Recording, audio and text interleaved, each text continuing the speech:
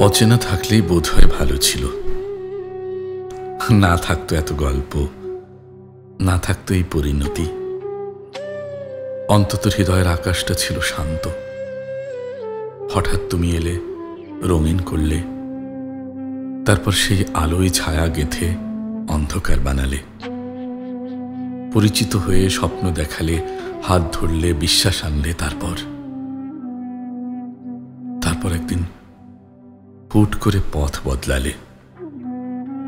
পূর্ণতার গল্প শুনিয়ে শূন্যতা দিলে, ভালোবাসার নাম করে প্রতারণা শিখালে।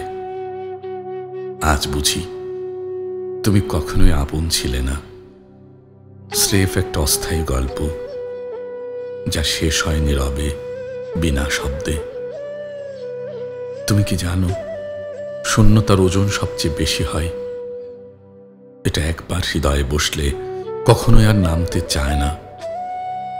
আজও মাঝে মাঝে ভাবি, তুমি যদি কেবলই অচেনা হতে,